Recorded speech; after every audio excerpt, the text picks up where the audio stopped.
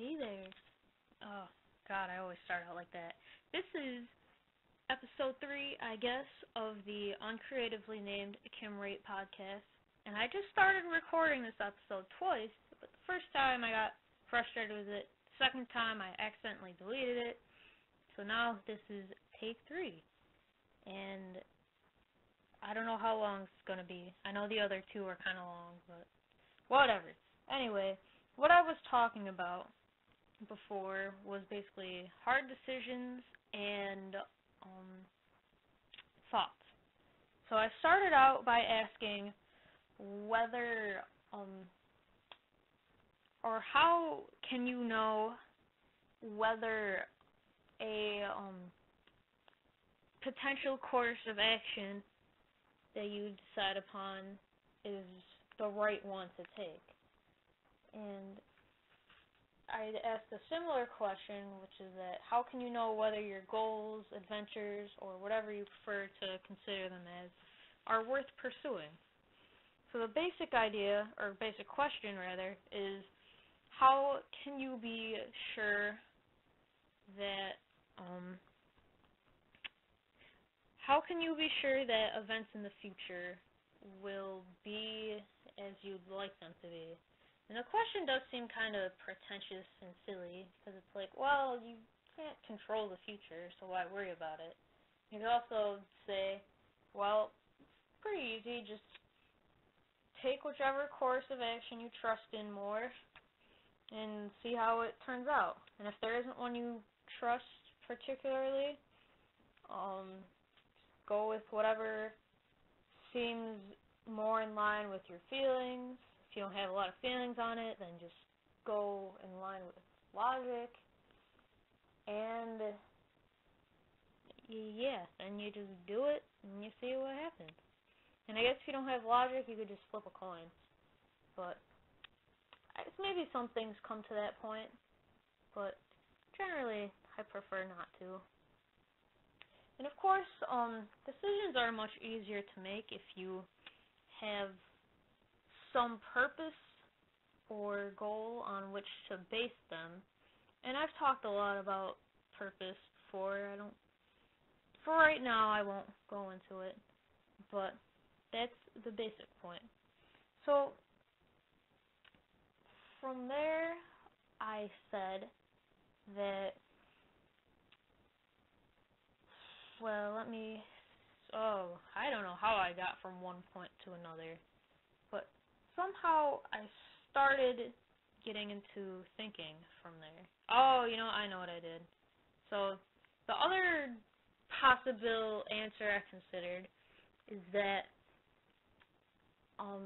it might be a fallacy to assume that the objective outcomes of your life will influence your happiness, although I don't always like the word happiness, because it's just an emotional state, so I think I'd prefer to say, I don't know, your quality of life, contentment with life,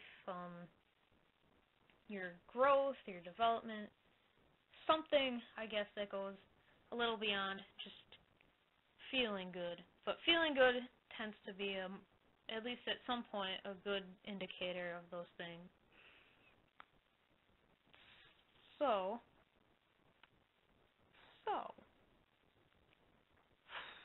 again, I don't really know how I got from one point to the other, but I'll just go there. So, somehow, after that, I asked whether how you think is a better mark of intelligence or is what you think, because you could think some pretty darn amazing, accurate things, but those thoughts might have just been passed on to you, and maybe you don't really know how to think. Whereas if you know how to think, maybe you don't start out with the grand thoughts, but you eventually come to them by figuring out, maybe I should read this, or maybe it's not even a lot of reading, although if you know how to think, you probably do read quite a bit, I'd like to think. You probably just come to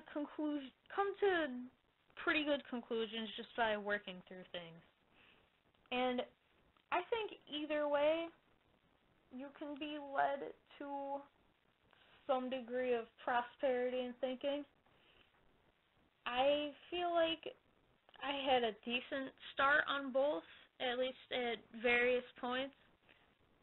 So it's a little hard for me to say. But overall, I think it is generally better to know how to think. But what exactly that entails, people tend to argue about. But maybe I won't go there right now. So, the other thing I said on that point is that how you think tends to seem better, because what if you do have those grand thoughts, like I said, so you know what to think, but you just keep thinking the same thoughts over and over, and they may seem pretty darn intelligent, but is it really so intelligent to just keep repeating yourself? I would imagine that if you know how to think, you won't repeat yourself constantly, unless you want to keep creating the basic same experience you have right now. And sometimes that is really what you want, but I think more often, at least in certain points of life, people want to change their experience. And in that case, it isn't very intelligent to keep thinking the same thoughts. Now, I've written about this before somewhere also, that thinking or thoughts in themselves don't create reality. Maybe you've heard the phrase somewhere that thoughts create reality. You could say that, but it seems more to me that thoughts seem to arise in the mind. They definitely are not all voluntary, if you haven't noticed. So, basically, thoughts arise involuntary in the mind a lot of the time. I mean, when you're just sitting in class, maybe, and you start thinking about sex, it's like, well, yeah, I guess I did want to think about sex, but it's like those thoughts kind of just came up. I didn't totally choose to think about that. So, not all thoughts are totally voluntary. I think most people would agree to that, but I don't know, maybe they wouldn't. But anyway, that does kind of introduce the question of whether there's free will, whether any thoughts are voluntary at all, and then where do thoughts come from? Well, I think where do thoughts come from? That might be one of those hard questions of science. Well, really, the hard problem of science is consciousness, because the premise of science generally is that matter is the primary stuff of reality. So consciousness must arise within matter, but where exactly in matter does it come from? And then they'll say the brain, but it's like, where in the brain? We don't know. That is the hard problem of science explained pretty crudely. But I don't want to say too much on quantum physics because I don't want to say anything wrong. But from what I can tell, quantum physics suggests differently, maybe it doesn't, which is that consciousness is the primary stuff of reality, which means that matter arises from consciousness. Or you could just say that consciousness and matter do influence each other, but consciousness is primary. So then it would follow to say that thoughts arise from consciousness, but then it's like, what the heck is consciousness? And I almost don't know if I want to go there. I've said that a lot already. It's only been 10 minutes. But maybe it's not worthwhile right now. And I did kind of talk about this in previous episodes. But anyway, the other point I was getting on earlier is that, at least relatively speaking, you can voluntarily influence your thoughts. And there are a few ways of doing so. They are, from what I can tell, writing, meditation, flotation, conversation, and psychedelics. And I guess you could also include insight, but insight doesn't always seem to be voluntary. I think insight, you have to be seeking answers, but the conclusion that you reach, which is considered insight, you don't seem to reach that voluntarily. It just seems like there's a snap, and now you got it. So insight is semi-voluntary. I guess insight reminds me of a quote I heard somewhere, which is, what is it? I think it's, listen to those who speak the truth and run from those who claim they have the truth. I guess that can also relate to how you think versus what you think, because wanting to improve how you think is a demonstration of seeking the truth, and then claiming that what you think is almighty and right is a demonstration of having the truth. And that's not always so very wise to do. Maybe not very attractive, at least. And I'll just quickly go over the ways that thoughts can be influenced. So writing, you can ask the questions that you have about your thoughts and try to answer them. You could debate with your thoughts and try to change them that way. You can, let's see here. You can just sit down at the computer and just type as fast as possible for a few pages. I mean, I type like 3 pages single-spaced when I do that, or in half an hour when I do that. Just get all the thoughts out on a page, which is surprisingly helpful sometimes, particularly if you have anxiety or just kind of on edge.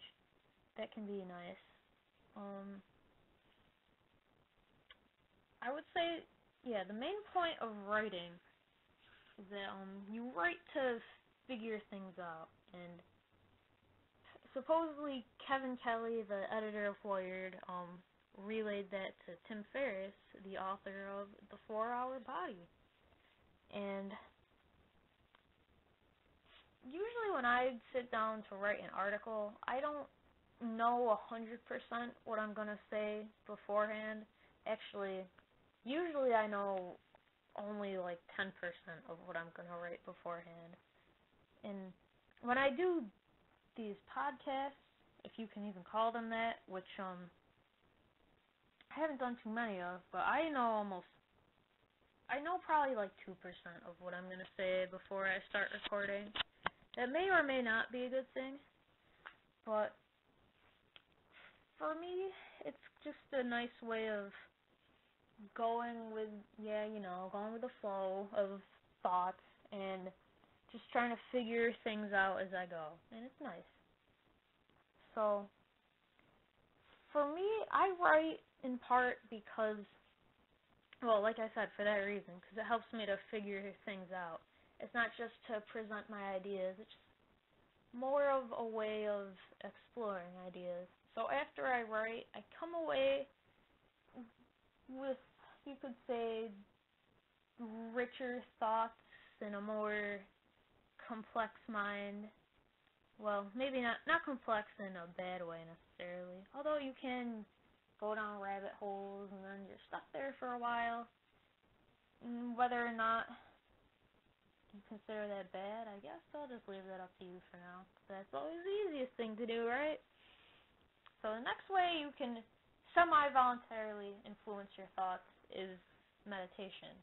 There are a few different ways that you can go about meditation. Just as a side note, I usually don't sit. I usually just lay down. So it just looks like I'm sleeping. It's not really anything special. The setup of it, just like, okay, I'm just gonna basically take a nap. Although sometimes it does turn into a nap. That's not always a good thing. Or, well, not always what I wanted. Anyway, one way you could go about it is like when you just sit down at the computer and just bash out all your thoughts as fast as you can. With meditating, you just try to turn off, your normal ways of thinking. You just let all that crap surge through your mind and you don't stop it. And it's kind of surprising what you think, at least for a couple minutes. Because I don't know, if I had any idea of what being on meth is like, that might be somewhat comparable. But I can't be sure. But sometimes that can be relieving, particularly, again, if you are anxious or stressed. Another way is that you can just take a question or a concern you have and you can sit down with that, try to think through it, and now that I think about it, there are so many ways you could go about it. I mean, meditating is basically just thinking, really, I would like to think. But maybe it's a little more abstract, like you might imagine yourself having a conversation with someone. Might even be like your future self or your past self or whatever. So I guess meditating is like thinking, but maybe it's more focused and it can also be more abstract. And there are plenty of recordings that, you can just sit down or lay down and close your eyes and listen to those, and they'll tell you exactly what to do. I've kind of moved away from that. That's where I started, and I think that can be a helpful place to start. Unless that just seems too weird for you, then it's probably better just starting by yourself. But, I guess lately what I've been doing more is the sitting down with a concern approach. Mainly, I just try to figure out why something's bothering me, or why I just am dwelling on some silly thing, and I'll try to... I wrote about this in some recent article of mine. Basically, I just try to apologize to myself and forgive myself for being silly. And if I can't manage that, I say, well, that's alright for now, and then I'll just usually carry on about my business, and maybe I'll come back to it another time. So, I'll end at that point for now. So the next is flotation, which is basically an extension of meditation, except instead of sitting on the floor or laying in bed, you go in a float tank. And what's special about the float tank is that somehow, almost immediately when you get in there, your mind becomes so clear. It feels like all of the low-level anxiety, concerns, and thoughts that normally are just flying through your mind aren't really there. You can think about things that normally would bother you, but somehow they just don't bother you as much anymore. And it's a lot easier to think voluntarily, and it is also pretty easy to fall asleep in there. I did for a while, but that was a damn good sleep, I'll say that. So So, flotation is a very nice, drug-free way of meditating, especially if you're struggling with trying to get clear line of thought going. I'm going to pause for right now. Anyway, especially if you are struggling to get a clear mind, or maybe even you don't know what's bothering you and you just aren't really sure of where to start, float tank can be very helpful. I've only gone to one place, and they charged me $45 for an hour and a half, which I thought was very much worth it. Although they gave me a student discount, I think the normal price was about $60 for an hour and a half, and it's very worth it. I know that I have admittedly only done it once. I know that doing things more than once is usually far more beneficial than just doing it once, but even that one time can do a lot for you. And if nothing else, it'll at least just relax your muscles and allow you to chill out for a while. And I'd like to think even if you're claustrophobic. I wasn't worried about feeling some claustrophobia in there, but that didn't happen at all. I felt like I had plenty of room. Aside from my foot hitting the edge a couple times, that's beside the point. So, next I had is conversation, which is sort of like what I'm doing right now. I'm just talking to figure things out, and also to present a few points, but, I mean, like I said, I only know 2% of what I'm going to say beforehand, so, really, I'm just trying to figure stuff out and articulate my thoughts right now.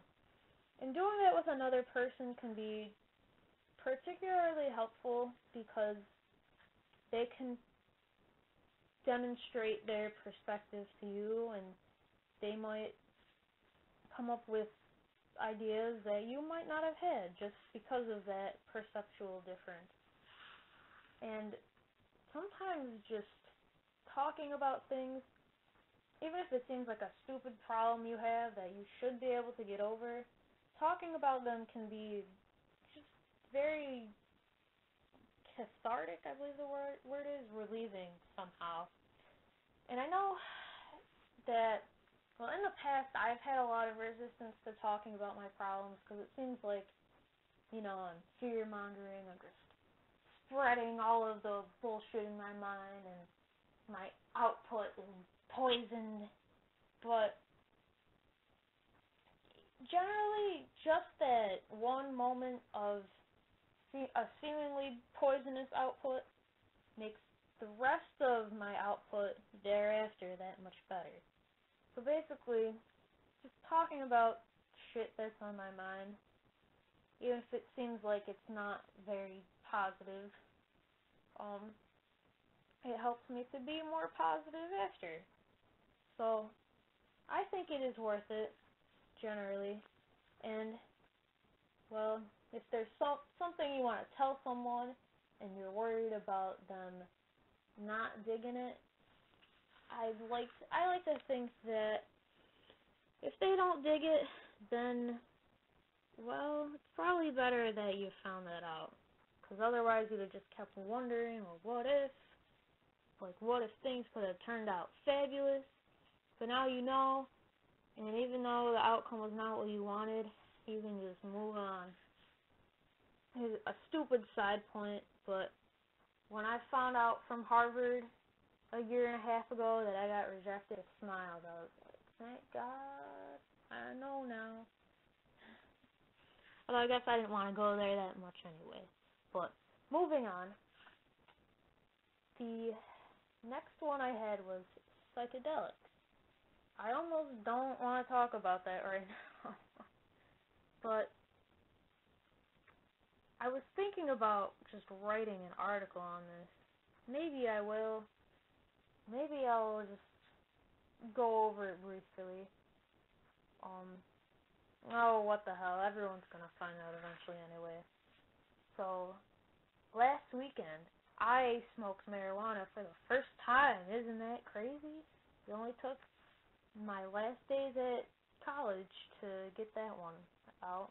Or, well, at least my first year of college, which I kind of hope is my last year, but we'll see. Anyway, and I know it doesn't seem to work that way for everyone else, but I think my mind was more clear on marijuana than it was in the float tank. And this time I didn't even fall asleep. I only slept for like 3 hours. I didn't want to sleep that long. And I should mention that I only took a very small amount, at least compared to my peers. So that might have contributed to me just feeling a boost rather than getting exhausted and being paralyzed and just laughing uncontrollably. Not to say that I didn't have fun, because I had a lot of fun, but I felt like a lot of the things that I've been trying to embody and live by, like, and all the things I've learned recently, I felt like it all just came together, at least for those few hours. And I just felt like I had so much control over my mind. Like, I could see all the different directions that different thoughts and considerations were trying to pull me in, but I didn't feel overwhelmed by any of them. It was more like I could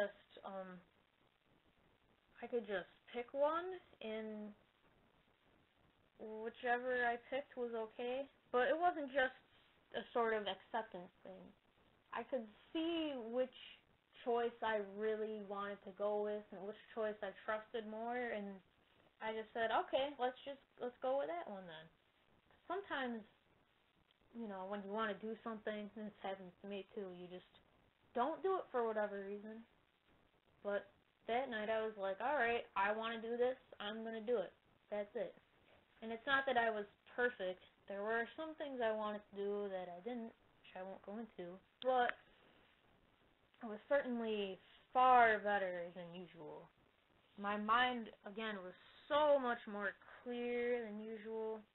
I had not a drop of anxiety. As for depression, I got just a little disappointed that I was the only person around who was not twisted, which means, well, you know what that means.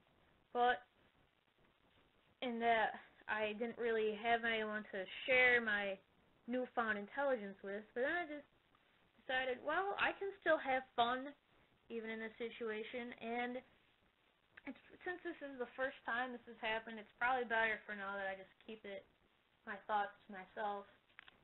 And I also figured that I guess I basically concluded, I don't want to say that you don't need other people to be happy, but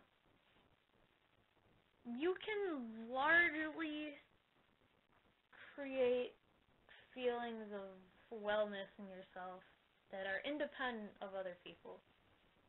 So basically, yeah, I guess that is another way of saying that you can be happy without other people. Or at least, maybe that you can be happy without getting certain outcomes. And I guess that's kind of the point that I started with. And which is interesting, because I didn't even mean to get back to that, but I am now. So, while I was high, that was one thing that I found. And just to go on with that experience, I felt so much more responsible for my actions. Like, every time I dropped a crumb, for example, I was like, oh, I gotta pick that up. And I felt obliged to make sure that everyone else was okay, and I wanted everyone else to have a good time.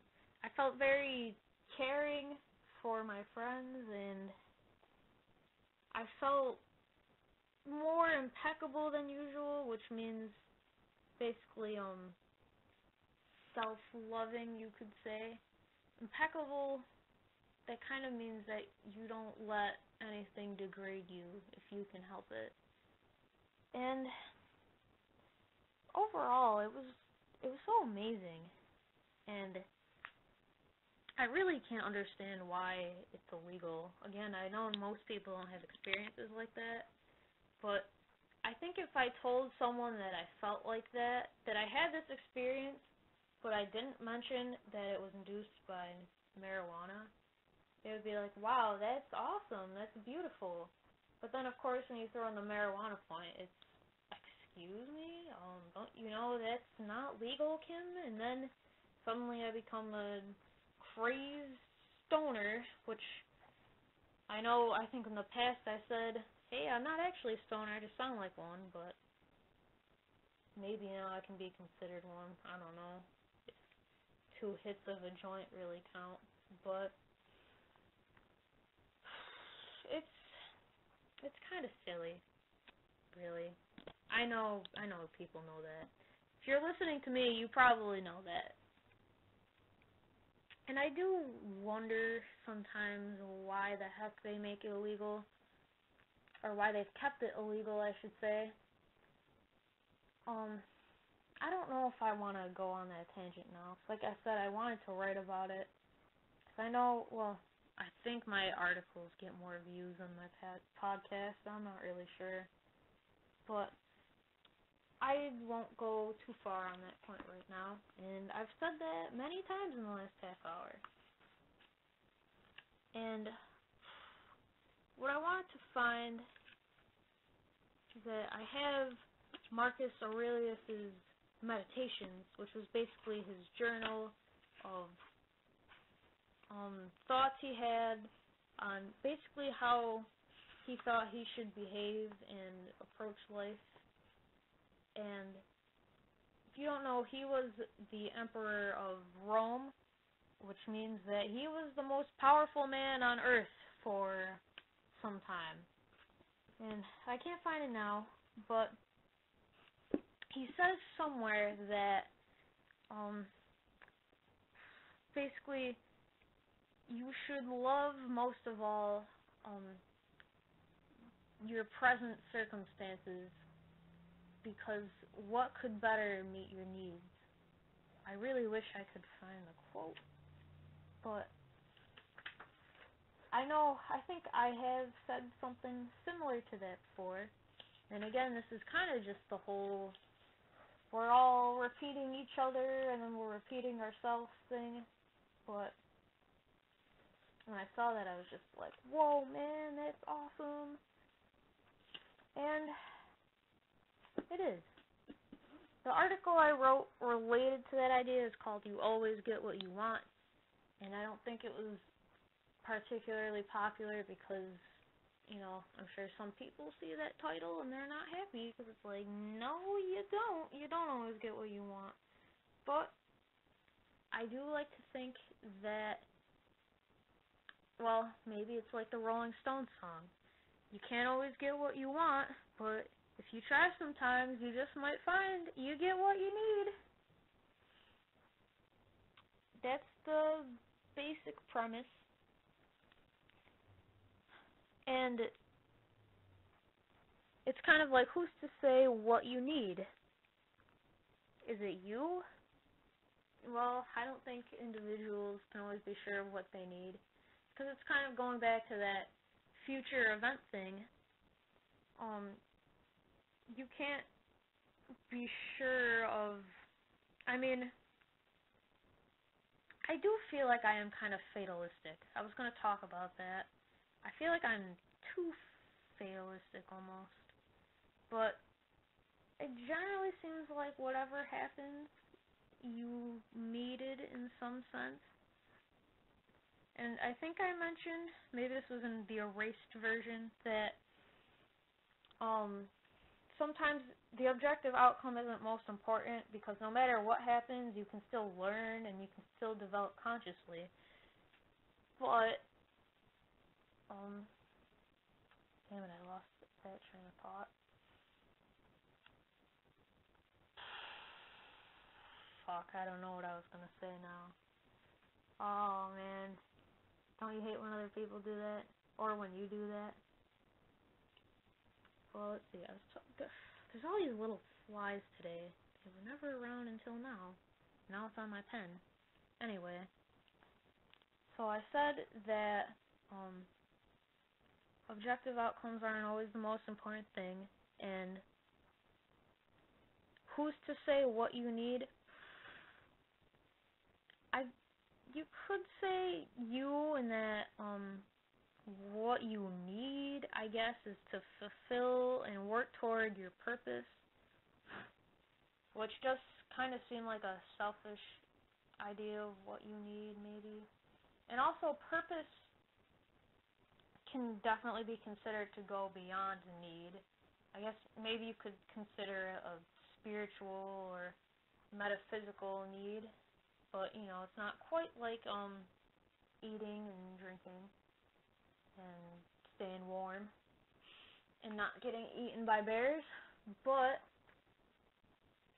I don't know, maybe from a subjective reality standpoint, you could say it's a need, but anyway, who's to say what you need? I don't know.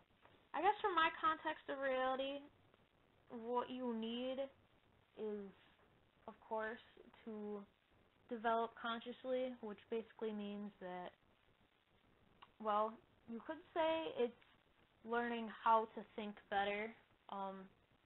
It's basically becoming simultaneously more accepting of what happens in your reality, and also being able to influence more what happens in your reality, which is an interesting point. Damn, like I said, I don't know what I'm going to say before I say these things, but sometimes I surprise myself, although maybe that wasn't too profound to you. But anyway, I should stop going off on these tangents. I keep confusing myself. Sometimes when I talk about consciousness, I'm a little worried that I don't have a fully clear definition, and I think it would be very helpful for me to develop one. And a little part of how I felt like I'm too fatalistic, sometimes I feel like my thoughts are just not clearly defined enough, like I just said. It's, what was I going to say? It's just that,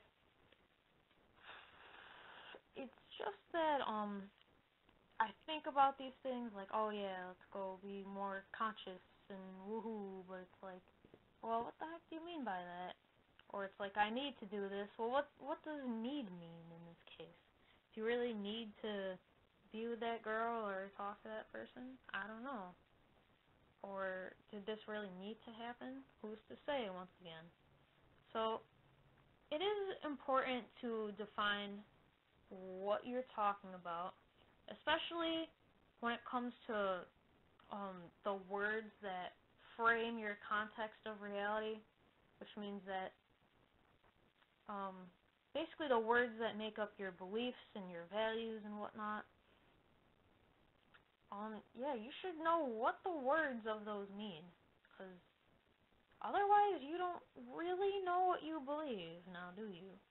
And it's not to say that language shapes thought 100%. I think it does a little bit, but not entirely, because I can't know for sure, but I like to think that people who don't have language can think in some form. I mean, definitely not the same way the rest of us do, but I would say there's something to it. Steven Pinker, if I may reference a genius to make myself seem a little less stupid, basically made that argument in The Stuff of Thought that that language does not necessarily shape thought. So basically, I think he basically says that just because, for instance, a language doesn't have a word for father, that doesn't mean they can't have that concept.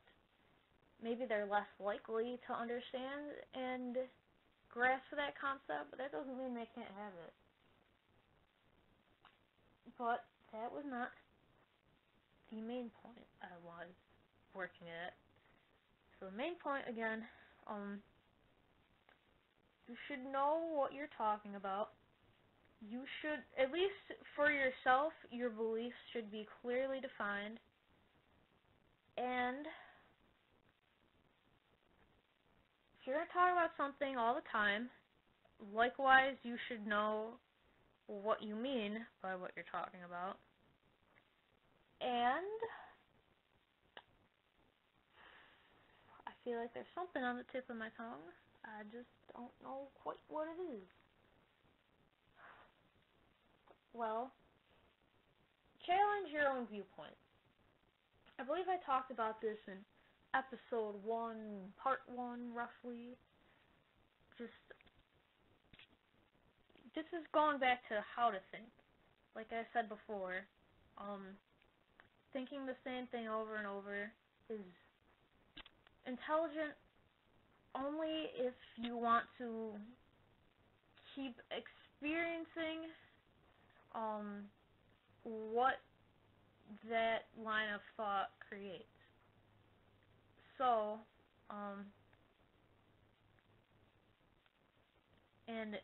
I guess then you could also say from an objective standpoint, it's only intelligent to think the same things over and over if you can confidently say that those thoughts are accurate. Because really, whatever your definition of truth is, whether it's subjective or objective, whatever your definition of truth is, you probably should not continuously think things that are not true. Because if your ideas about reality are inaccurate, then you'll have a hard time functioning in reality, and you thus will not get what you want, and you could very well do damage to other people along the way, and we don't want that. So make sure that if you are thinking the same things over and over, consider why that might be, and at least examine that thought that you are thinking repeatedly. Is there anything else I want to say? Yeah, challenge your viewpoints, like I said, because even though they might seem absolutely glorious and full of truth now, you might come to find later on that either that wasn't very accurate and or that wasn't really the experience you wanted to create. So you should, I don't want to say be skeptical of your own thoughts. I don't want you to fight with yourself constantly, because that's not very fun. But be skeptical in, I want to say, an impeccable way. So, it's kind of hard catering to both subjectivity and objectivity at the same time, but I feel logically obliged to do so. But, well, I'll try. From a subjective standpoint, if something enters your reality that attempts to degrade you, and this something can be something someone else said, it can be a thought, do consider it critically, say, in what ways might this be true? Because there could be an element of truth to it. And should I accept this as truth? And then what should I do about it? And if it doesn't bother you at all, you're either in denial, a psychopath, or you, or that statement that degrades you just is not true. And if it does bother you, then you might have to do something about it. You could do one of the, I'll say methods I suggested earlier. You could meditate, write, float, converse, use psychedelics, or attempt to find insight by one of those means, generally.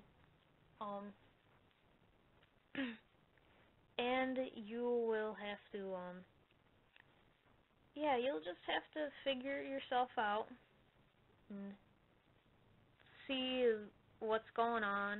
Why are you, what am I trying to get at? Why does this bother you? Probably because it's true to some extent. And then, what can you do about that truth? So if someone calls you a dickhead, and you have been kind of a dickhead lately, well, I guess the solution would be to stop being a dickhead. But sometimes behavioral changes that isn't all that easy, so it might help to, like I said, use one of the methods I suggested, perhaps, or others, and I guess basically figure out why you're being a dickhead, and then come to terms with that why, and then maybe you will start to improve. And then the next time someone calls you a dickhead, it won't be quite as true. What I do, every time I think a certain thought, or someone says something, even if it's not to me, in particular, if one person criticizes another person, I think, how might I do that? So if one friend says that the other is a backstabber, I ask myself, how might I be like that? And it could be that I am exactly that. I talk about my other friends behind their backs, and I'm not nice when I talk about them. Or it might just be something similar, but it's not exactly that. So it could even be that I talk negatively about myself. And again, that's similar, it's just not quite the same thing.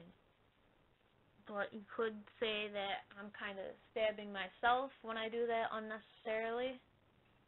I don't know whether that'd be in the back or the front or somewhere else on the side. But again, it's similar. And thinking this way, considering whenever I hear something, how I might be guilty of that, it doesn't drive me insane. I'm not totally paranoid, anything like that. I like to think it helps me to improve myself and become a better person. I guess I can't give a concrete example, which that's probably another helpful thing. If you have a certain belief, probably helps to give some examples about that. So, if you don't learn from my advice, learn from my shortcomings, at least. What else was I gonna say? But, yeah, so I'm not paranoid, I'm not nutty, as far as I can tell when I do that. I just consider it, and I say, okay, well, I guess I can improve on that. I think the reason it doesn't bother me to think those things is that I have a high value on improving myself. So if any possible way comes up that I can do so, I am more than happy to consider it.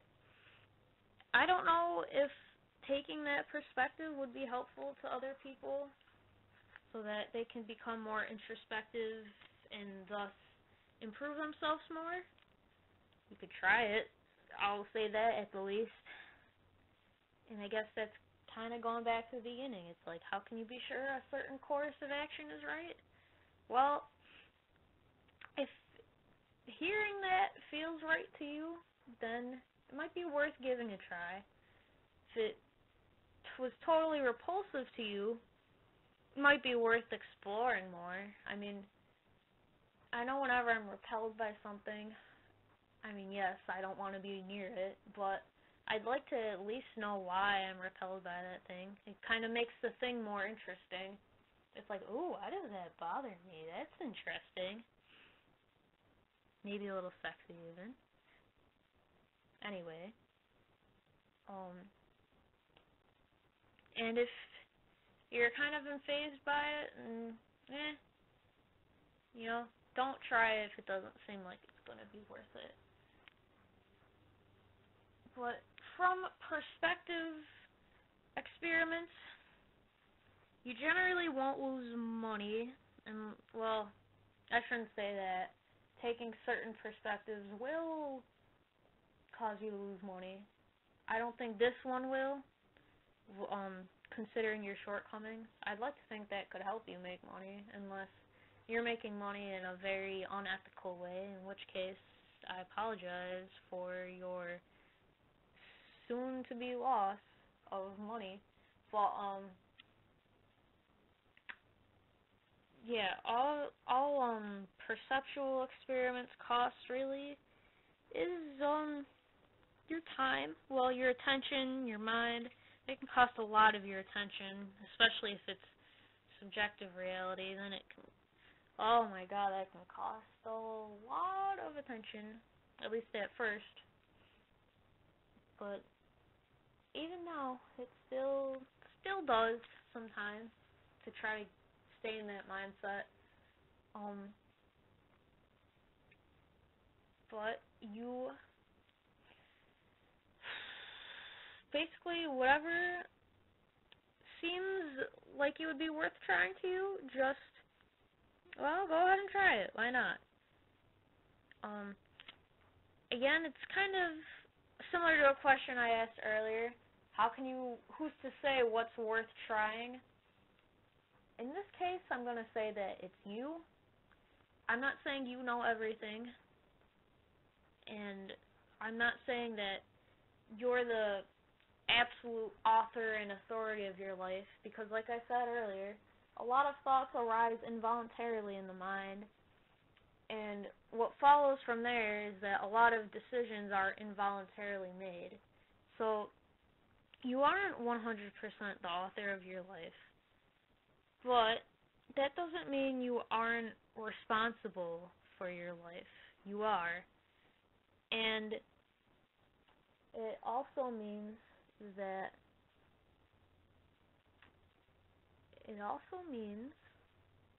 something that I was going to say. But basically, I guess the basic point I wanted to say is that you know more about your life than anyone else does, but that doesn't mean you know everything there is to know.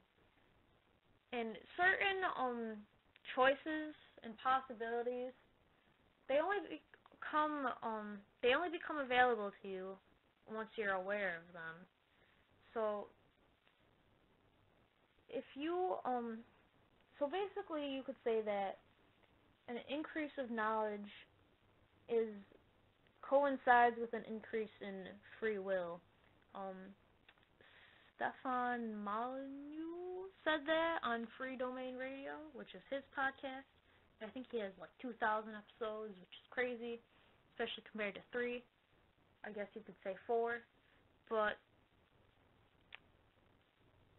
and again, I don't want to say outright whether there's free will or not. I'll avoid that point for right now. But the point is that you have to know an option exists in order to have that option. So, while you are the author of your life, that doesn't mean you can't get better as that author. So, when you do make a choice, just keep in mind that there are other possibilities that you don't know about. And that's okay. You don't have to beat yourself up for not knowing about those. But they're out there. Well, objectively speaking, at least, they're out there. And whatever choices you're aware of now, is whatever you're aware of now. Again, it's alright if you're not going to know everything, so it's alright. And,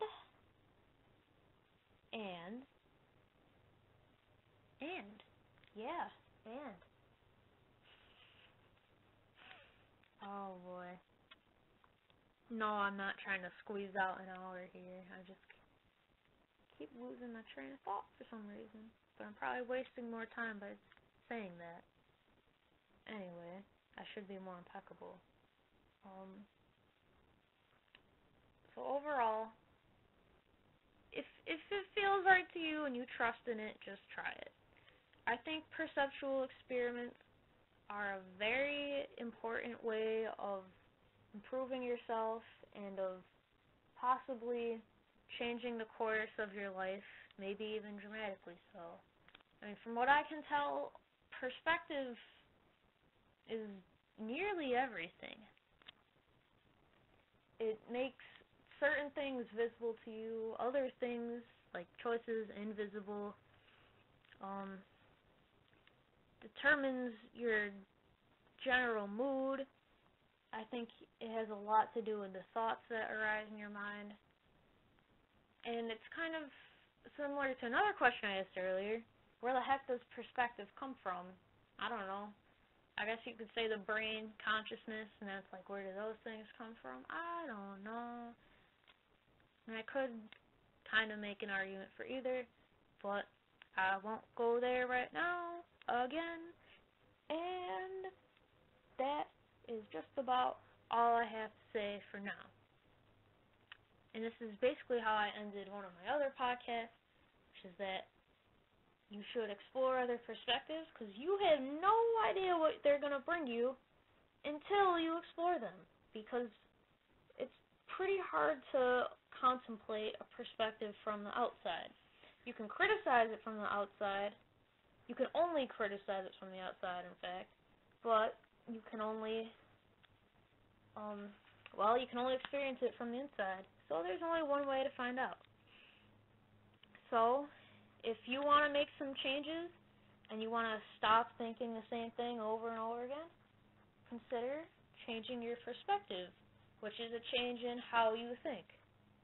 And that is basically all I have to say for the Wrate podcast, episode 3. And I was thinking about changing the name of this podcast to High Talks because one of my friends suggested to another friend that if he got a podcast, it should be called High Talks. And I don't think that podcast exists, but I would feel kind of bad about taking that name, so I won't. Although I guess it'd be more appropriate to call it High Talks now. It wasn't at that time, but it is now. Crazy. And that is all I have to say. Thank you very much. If you're on YouTube or wherever else this hopefully is, you can go to kimwrate.com to see some more of my stuff that I've written and recorded. And yeah, that is about it. I will not see you, but I guess you'll hear my voice again or see my words on a computer screen in the near future, I hope. Peace out.